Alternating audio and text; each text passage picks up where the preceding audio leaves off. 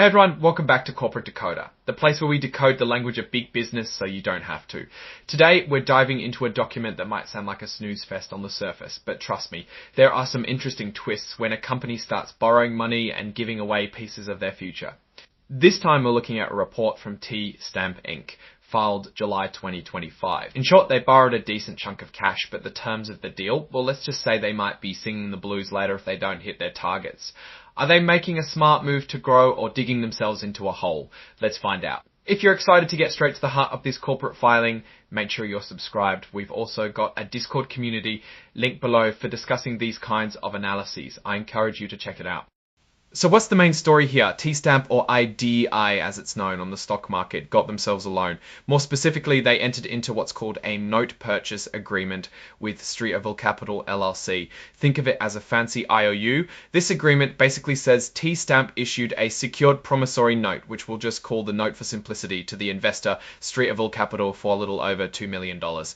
Now, here's where it gets a little more interesting. While the note says $2,210,000, T-Stamp didn't actually get that much. There's what's called an original issue discount.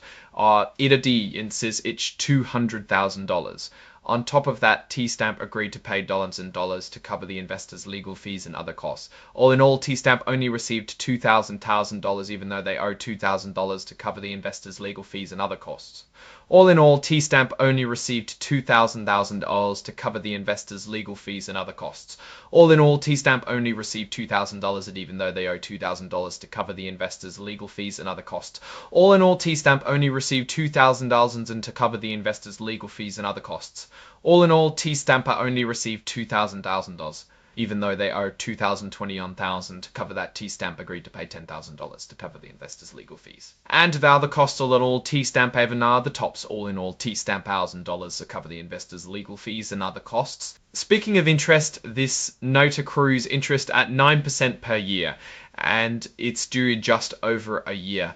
November 2026. T-Stamp can pay it off early if they want to, but there's a catch. Anytime the company raises money, such as by selling stock or getting another loan, they have to immediately use some of that money to pay back a portion of this note to the investor. 50% or all the amount due, whichever is locked over.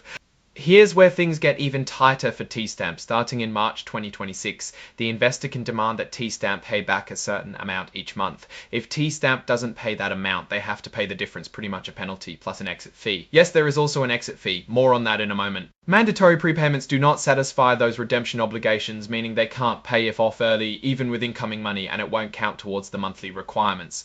That exit fee I mentioned comes into play after March of 2026. Any payment T-Stamp makes, including paying off the entire note, will be subject to a 7% exit fee of the portion being repaid. Of course, there are consequences if T-Stamp doesn't hold up their end of the bargain.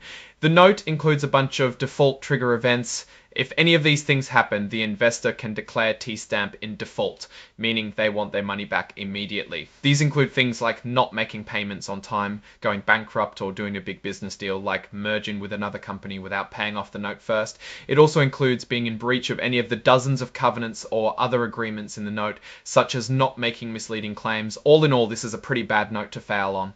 If one of these trigger events happens, the investor can make things even worse for T-Stamp. They can increase the amount T-Stamp owes required to fix it immediately. If T-Stamp doesn't fix the situation, the investor can demand all the money back immediately. This is known as accelerating the note, and the interest rate jumps to a whopping 22% per year. To make sure they get their money back, the investor has secured the note with pretty much everything T-Stamp owns. This includes all of T-Stamp's assets, which are described in the security agreement and their intellectual property security agreement. And their intellectual property security agreement, if T-Stamp can't pay, the investor can take these things and sell them to get their money back. This section is just a formality, basically saying that the information we just talked about is also relevant to the creation of a financial obligation for T-Stamp. Think of it as a confirmation that this loan is a real debt.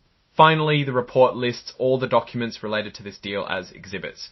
These include the note purchase agreement, the secured promissory note, the security agreement, and the intellectual property security agreement. You can find these documents attached to the report. If you want to read them in detail, So what does this all mean? Well, on the surface, T-Stamp got a loan to fund their business. However, the terms of the deal are pretty strict. The high interest rate, the original issue discount, the mandatory prepayments, and the investor's right to demand monthly payments all put a lot of pressure on T-Stamp to perform. If they don't, they could end up losing a big chunk of their company to the investor. A reasonable guess is T-Stamp needed the money badly and didn't get a better offer. This debt is better than no debt.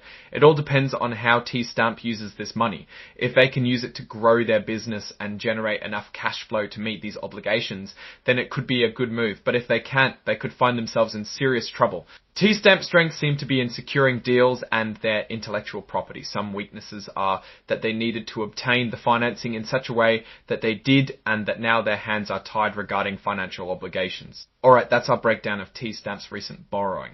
What's your take on this deal? Is T-Stamp making a smart move, or are they walking into a trap? Drop your thoughts in the comments. If this analysis was helpful, hitting that like button really helps. And subscribe for more deep dives into the world of corporate filings. Don't forget to check out the Discord in the description. Thanks for watching. See you next time.